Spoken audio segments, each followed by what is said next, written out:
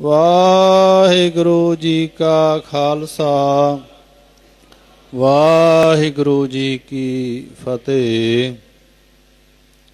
ਸੋਰਠ ਮਹੱਲਾ ਪੰਜਵਾ। ਕਰ ਪਹਿਲਾ ਤੇ ਤੁਕੇ ਇੱਕ ਓੰਕਾਰ ਸਤਿਗੁਰ ਪ੍ਰਸਾਦ।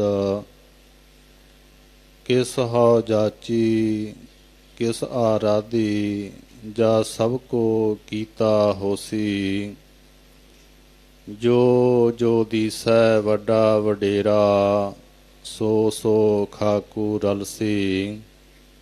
ਨਿਰਭਉ ਨਿਰੰਕਾਰ ਭਵ ਖੰਡਨ ਸਭ ਸੁਖ ਨਵ ਨਿਧ ਦੇਸੀ।